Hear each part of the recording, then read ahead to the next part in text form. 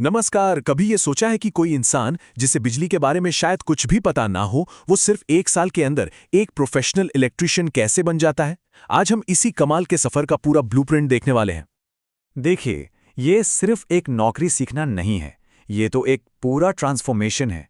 तो आज हम इसी सफर को समझेंगे कि कैसे जीरो नॉलेज से एक स्किल्ड प्रोफेशनल तैयार होता है।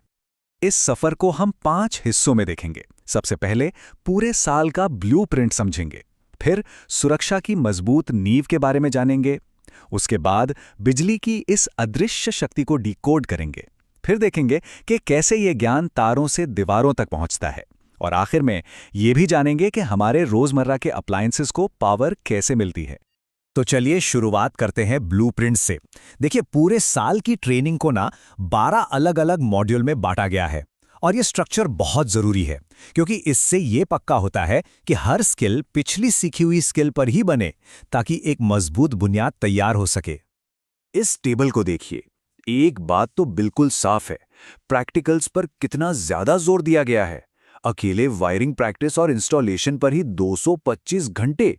मतलब ये पेशा सिर्फ थ्योरी रटने का नहीं, बल्कि असल में हाथों से काम करने का हुनर है। ब्लूप्रिंट तो समझ लिया, अब आते हैं सबसे पहले और सबसे जरूरी कदम पर, और वो है सुरक्षा। क्योंकि भाई, बिजली के साथ काम करने में एक छोटी सी भी चूक बहुत बहुत खतरनाक हो सकती है।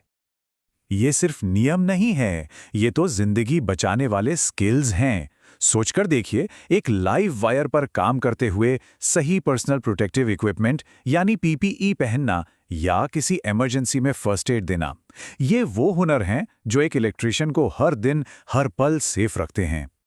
अच्छा, तो सुरक्षा की नींव मजबूत हो गई।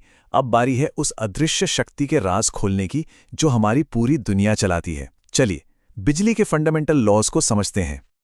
और इन सभी नियमों का राजा है ओम का नियम। इसे एक इलेक्ट्रिशियन का जीपीएस ही समझ लीजिए। यही वो नियम है जो उन्हें बताता है कि किसी सर्किट में बिजली कैसे और कितनी बहेगी, और इसी की मदद से वो फॉल्ट्स ढूंढ पाते हैं और सेफ्टी के साथ काम कर पाते हैं। और हां, यहां सिर्फ फॉर्मूला याद नहीं कराया जाता। ट्रेनीज असल में अपने हाथों से इलेक्ट्रिसिटी को नापते हैं, उसे कैलकुलेट करते हैं और फिर उसे काम करते हुए अपनी आंखों से देखते हैं।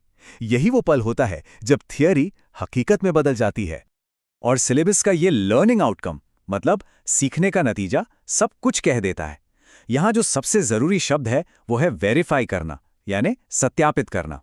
इसका मतलब सिर्फ जानना ही काफी नहीं है, ये साबित करना होगा कि इसे प्रैक्टिकल में करके भी दिखा सकते हैं। तो अब जब थियरी का बेस एकदम पक्का हो गया है, तो चलिए देखते हैं कि ये सब असल दुनिया में कैसे काम आता है।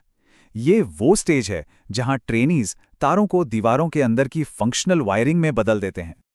जरा सोचिए, एक गोदाम की वायरिंग जहां भारी भरकम मशीनरी चलती है, एक हॉस्टल की वायरिंग से कितनी अलग होगी, जहां कई कमरों में पावर को बांटना होता है।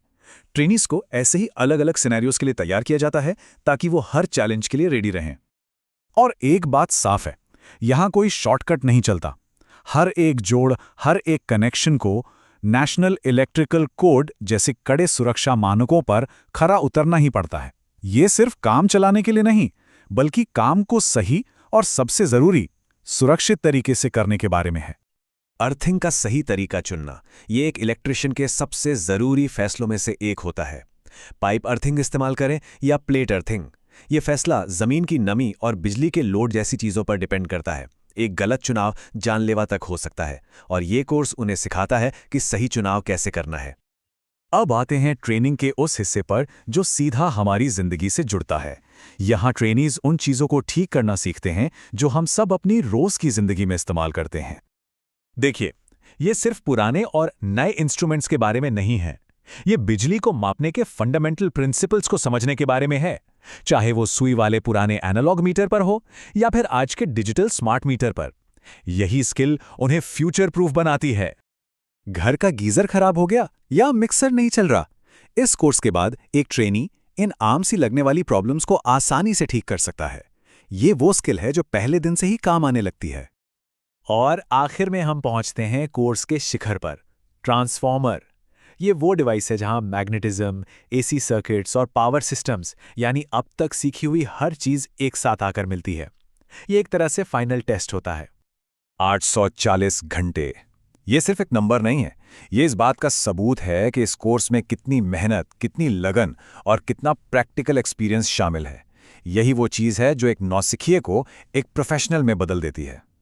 तो 1 साल के बाद नतीजा क्या निकलता है?